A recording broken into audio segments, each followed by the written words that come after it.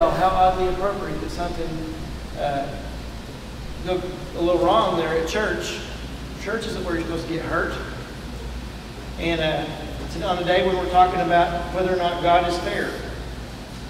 Now, God actually kind of blew my whole premise out of the water because, of course, on the week that I'm going to preach about God's fairness, an earthquake and a hurricane hits Washington, D.C. So maybe God's a little more fair than we thought. But, pretty fair. So, all of us have had things that have in our lives that have been a little hard to understand. All of us. Matter of fact, before PointChurch was starting, Gretchen and I had a friend, and we were pretty sure we'd seen that God had opened up a door to help finance us while we were starting this church. And we invested in a Friend Street company. It was 10 days away from launching. It was going to be carried in GNC and a bunch of other stores. Huge deal. And so we put some money into this to help them. We were very excited. And all of a sudden that 10 days became 45 days. And that 45 days became 6 months. And the company went out of business. And here I was thinking, wow, this is such perfect timing.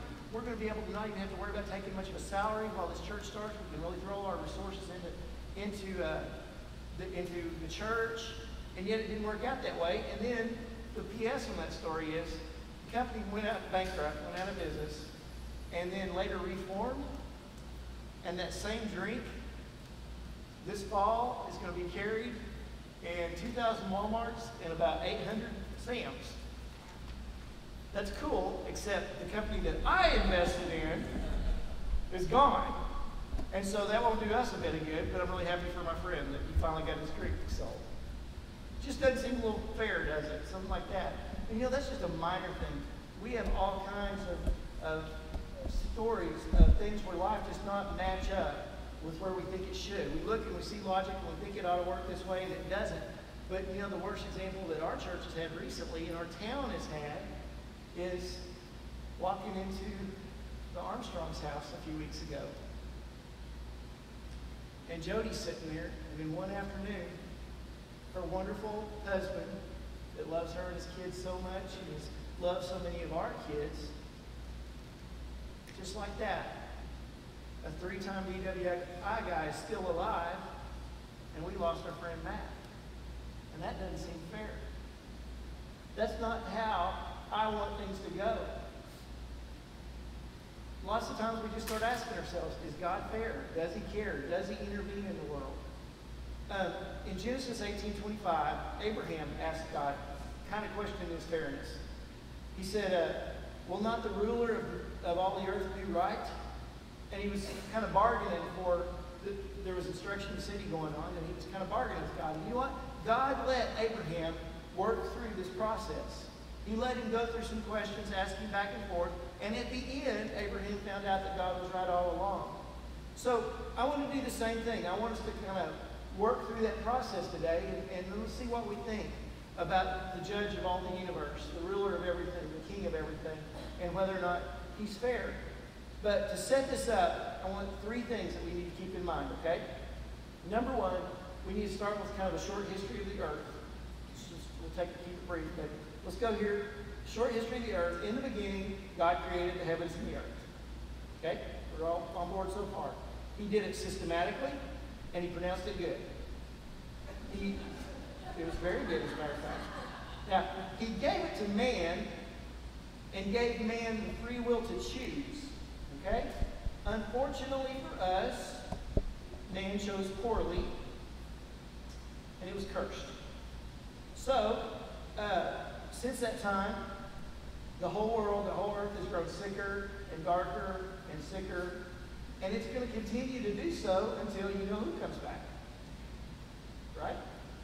Until he comes back and he cleans everything up, and he makes the world like it's supposed to be again. Okay? That's the plan. So, on this timeline, we're somewhere between the curse and the big cleanup.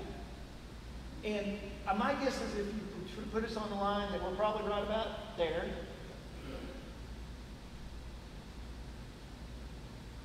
But Jesus said, about this time that we're in now, he said, I've told you these things so that it means you have to make peace. In this world, you will have, now this is Jesus, by the way, so let's put it in red. In this world, you will have trouble, because everybody knows Jesus' words are in red, right? Okay. But take heart, I have overcome the world. Okay? He said that. We're going to have trouble. We can have his peace. He's overcome the world. He also said this. He said that there's an enemy. There's an enemy out there that comes to steal, kill, and destroy. But I have come that they may have life and have it to the full. That's John 10:10, the verse that PointChurch was founded on. He says, even though we're here in this period between the curse and the big cleanup, even though we have an enemy that is causing all kinds of trouble, even though the world is not in the condition that God created in, things are not like God wanted them to be, we can have a full and abundant life. So let's review a little bit here, okay? Number one, God created the world good. Through man it was cursed. Sin and sickness spreads and multiplies. Jesus will return and restore creation. Until then, we have trouble and we have an enemy. But through Jesus, we have abundant life in spite of our troubles. That's the history of the world according to the Bible. Okay? If we're going to come at God, we need to kind of know his story, and this is his story. That's the setup. That's the world that does not often seem fair to us. Okay? Next thing. I hold in my hand a yardstick. You know what people like to do? We like to measure stuff. We like to measure not only rooms and football fields and all kinds of things, but we measure each other. And, you know, frequently we kind of make ourselves the yardstick. We kind of make whatever our past, whatever our experiences are, the things that we know, we make that the yardstick. And the funny thing about our yardstick is it changes size a lot. Sometimes, you know, if I'm not looking so good by this, my yardstick changes. And all of a sudden I'm looking pretty good. And I've noticed this with people.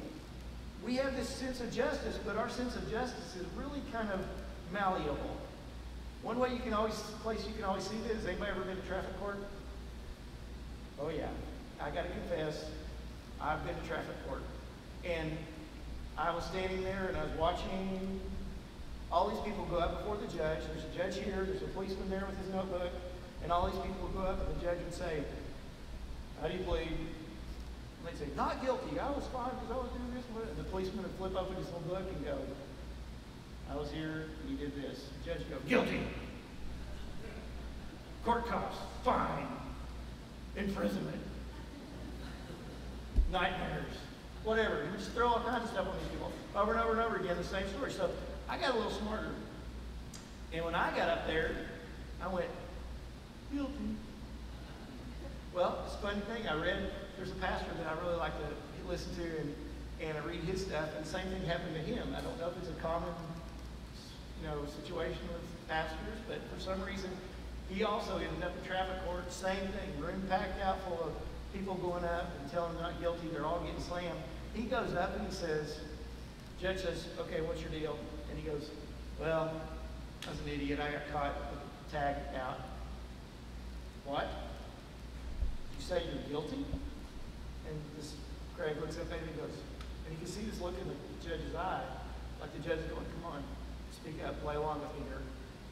And he goes, yes, sir, I was guilty. Did I hear you say you were an idiot? Craig's thinking, well, he didn't have to go that far. But yes, sir, I was an idiot. I did not get my tag renewed when I should have. You're guilty? Yes, sir, I'm guilty. They really started playing along, and he goes, well, what have I got here? I got a guilty guy in a room full of innocent people. He said, I got to get you out of here before you corrupt the rest of them. You are free to go. I wish that had happened to me. Instead, I moved to Texas. I was on probation for 6 months. But I'm still telling you, I did not pass that school bus. Lights were not on. But what are you going to do? Our sense of guilty changes a lot.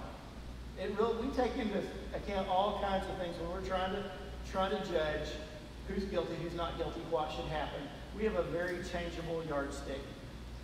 But The Bible calls God the judge of the universe, the judge of everything, the creator of everything, the one that put it together. And what does the Bible say about him?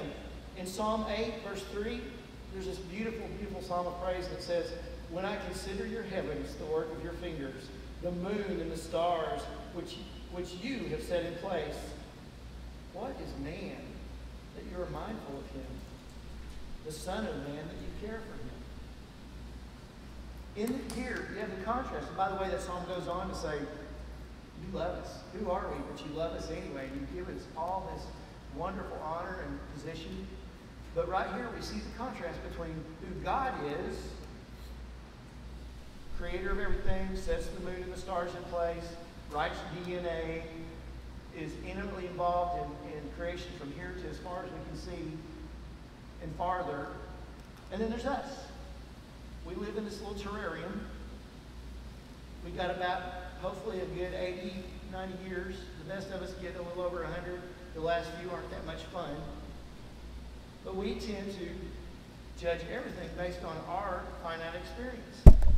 It's funny, in the youth group the other night, Dakota and I were talking about eternity and about this really confined space and time that we're in, because time is like the walls of our aquarium or our terrarium. We can't get outside of time. But God just looks at it all. He sees everything. So don't you think it's kind of, for us in our little aquarium, to be telling God what's fair and how things should work? Isn't that kind of like the goldfish telling you to do how to do your taxes? I mean, really, who's going to take the tax advice from a goldfish? But that's kind of what we're asking God to do when we come at Him and we go, hey, that ain't fair. Because guess what? We don't always see the connections. We can't see 6 generations down the road. We can't see the full impact of our actions. We can't see God working all things together for good, which is one of His promises. All we can see is the moment that we're in.